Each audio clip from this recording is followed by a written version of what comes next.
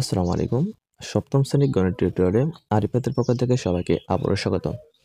আজকে আমরা ৮ পৃষ্ঠার অনুশীলনী ১.১ এর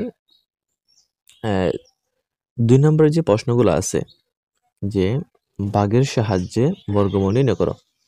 তো এখানে আমরা এইটার আজকে সমাধান করব যে ১ নম্বর হচ্ছে ২২৫, ২ নম্বর হচ্ছে ৯৬১, ৩ নম্বর হচ্ছে মানে গ নম্বর ৩৩৬৯ এবং ৪ নম্বর হচ্ছে কত?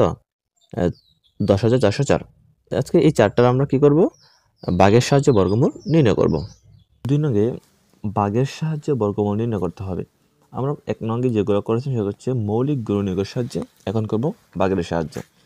৪টা সংখ্যা আছে, ৪টা সংখ্যা আমরা ভাগের সাহায্যে বর্গমূল নির্ণয় করব। ক নাম্বার হচ্ছে ২২৫ এর বর্গমূল নির্ণয়। আচ্ছা, এই ভাগ করার নিয়মটা হচ্ছে যে আমরা ২২৫ লিখে নেব। আমরা ডান দিক থেকে ২টা করে জোড়া করব। যেমন এখানে ২৫ একটা জোড়া, মানে ২টা অঙ্ক করে। এখানে একটা অঙ্ক, এই জন্য আর এখানে জোড়া হয়নি, ২ রেখে গেলাম। এখন এটাকে আমরা কীভাবে ভাগ করব? ভাগটা যদি আমি একটু এখানে দেখিয়ে দিই তাহলে তোমাদের বুঝতে সুবিধা হবে। আচ্ছা, এটা ২২৫ আমরা ২টা করে এখান থেকে জোড়া করব।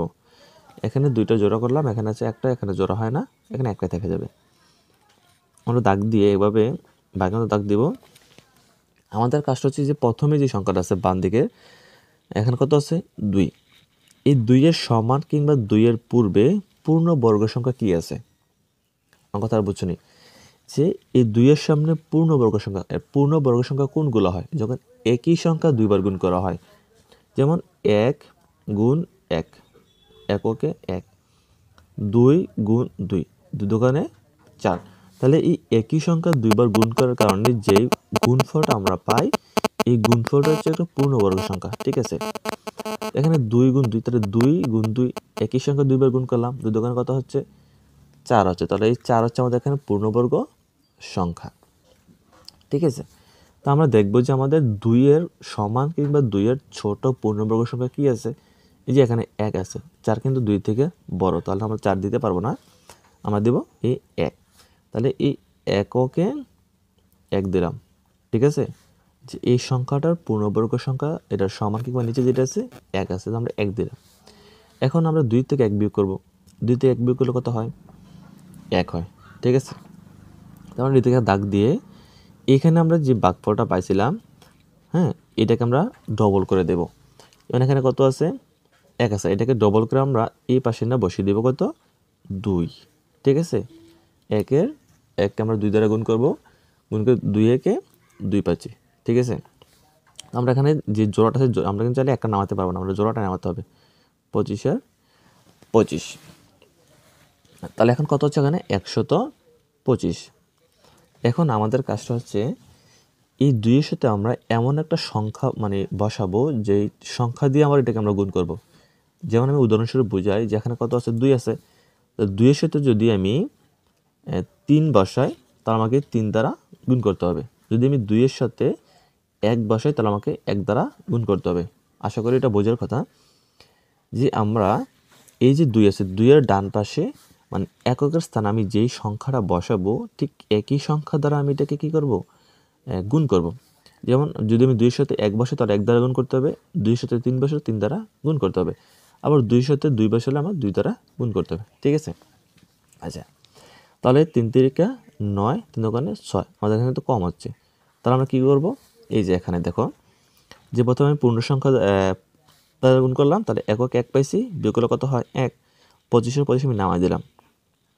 তাহলে আমাদের এই যে ২ আছে, ২ এর সাথে কত গুণ করতে হবে? ২ এর সাথে ৫ গুণ করতে হবে। এই ২ এর সাথে ৫ বসালে ৫ দ্বারা গুণ করে, যেমন ২ এর সাথে যদি আমি ৫ বসাই এবং ৫ দ্বারা গুণ করে, তাহলে কত হয়? ৫ ৫ ২৫-এর ৫, হাতে হচ্ছে ২, ৫ দোকানে ১০, ১০ দিয়ে ১২। দেখো তো মিলে কিনা? এখানে কিন্তু মিলে গেছে। তাহলে এখানে ৫ বসালে আমাদের কত হচ্ছে? ১২৫ হচ্ছে। তাহলে এখানে ৫ বসালে এখানে যে ৫টা বসাইছি, এটা কিন্তু আমরা এখানে ওই যে ভাগফলও বসাতে হবে। ঠিক আছে, তো এখানে ৫ বসাইছি, ৫ দ্বারা গুণ করছি, ১২৫ হয়েছে। এই ৫টাকে কিন্তু আবার আমরা এখানে বসাতে হবে। আমাদের মূল ভাগফল কিন্তু এইটা। ঠিক আছে, এখানে আমরা ৫টা বসিয়ে দিব।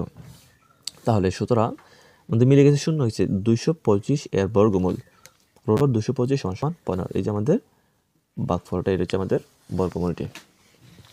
এবং খ নম্বরে যেটা হচ্ছে 961 এর বর্গমূল। আচ্ছা, তাই 961 বর্গমূল করতে গেলে আমরা কী করব, যে প্রথমে আমরা জোড়া করব, ডান পাশ থেকে আমরা জোড়া করব 2টা করে, এখানে 2টা, এখানে আছে 1টা। তাহলে এর 9-এর সমান কিংবা 9-এর ছোট পূর্ণবর্গ সংখ্যা কী আছে? তা আমরা জানি যে 2 গুণ 2, একই সংখ্যা গুণ করে যে গুণফলটা পাই সেটা হচ্ছে আমাদের বর্গমূল। সরি, একই সংখ্যা 2 বার গুণ করে যেটা হচ্ছে পূর্ণ সংখ্যা, পূর্ণবর্গ সংখ্যা। এখন 3 দ্বারা গুণ করলে 3 গুণ 3, 3 3 9, এই যে 3 থেকে 9 পাচ্ছি। তাহলে আমরা এখানে 3 দিয়ে এখানে 9 দিব, ঠিক আছে? যে এখানে 3 3 9, এটা একটা পূর্ণবর্গ সংখ্যা, এই জন্য আমরা এখানে 9 বসাবো। মিলে গেছে, তাহলে আমাদের কোনো সংখ্যা এখানে অবশিষ্ট থাকছে না। তাহলে আমরা 61 এখানে নামিয়ে দেব, দিয়ে আমরা এখানে একবার বাঁ পাশে একটা দাগ দিব।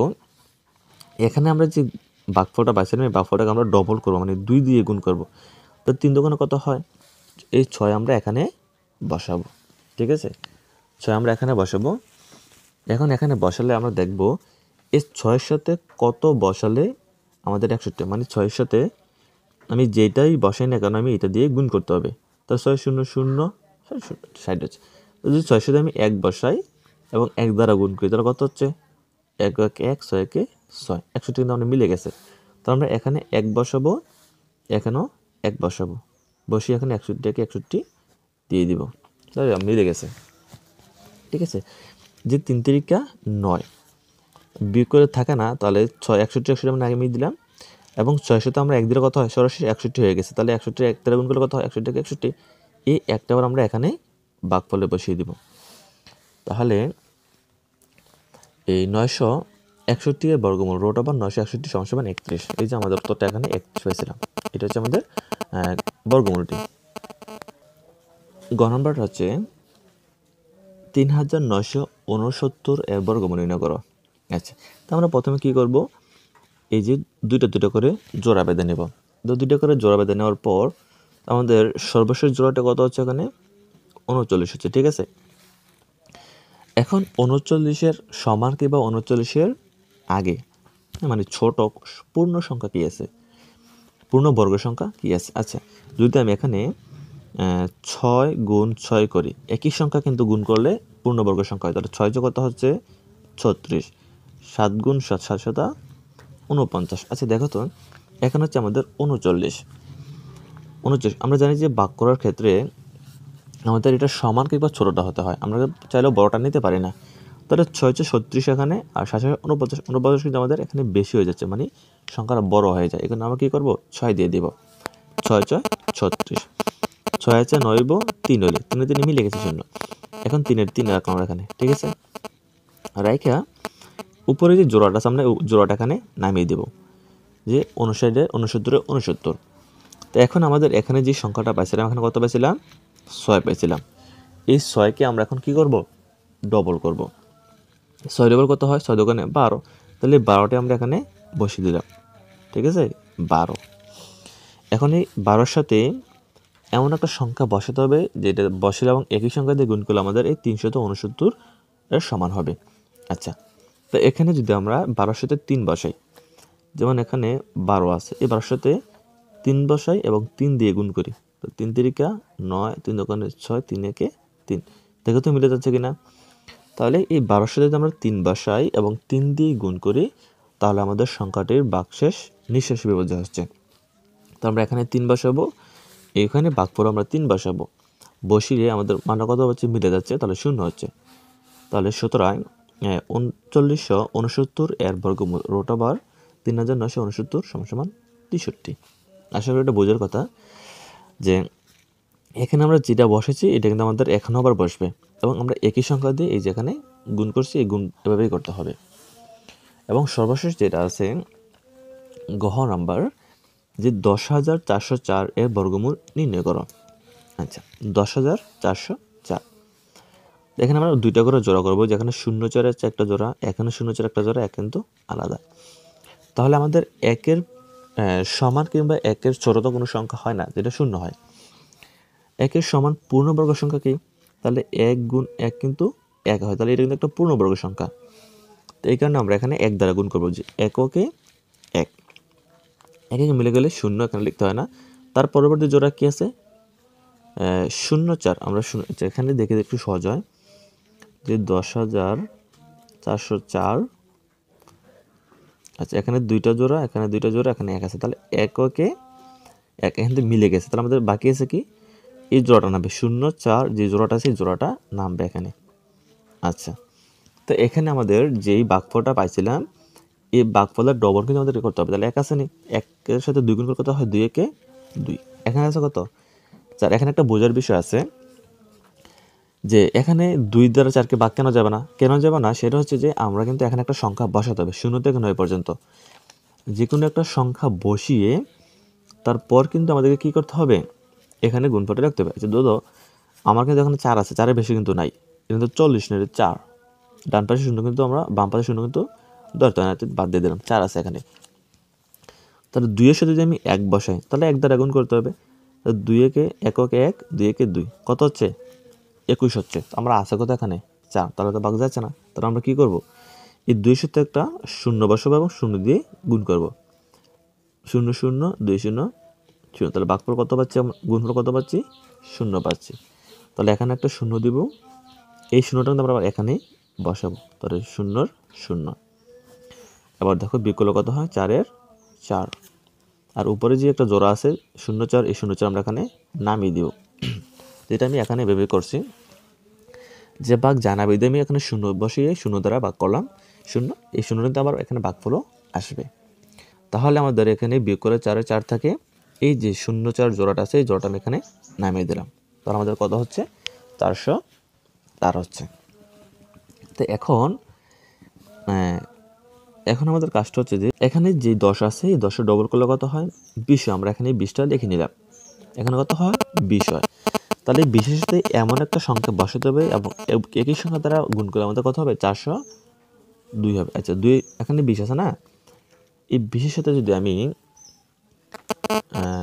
2 বসাই তাহলে আবার 2 দ্বারা গুণ করি, তাহলে কত হয় 2 দোকানে 4, 2 0 0, 2 দোকানে 4, তার সাথে কিন্তু মিলে যাচ্ছে। তাহলে আমরা এখানে 2 বসাবো এবং এই 2টা কিন্তু আবার ভাগফলও বসাবো, তাহলে 404 কত যাচ্ছে মিলে যাচ্ছে। তো এটা আমরা এভাবে করলাম যে 20-এর সাথে আমরা 2 বসালে কত হচ্ছে 204 হচ্ছে। আচ্ছা তাহলে 0, তাহলে 10,404-এর বর্গমূল হচ্ছে আমাদের √10,404 = 102।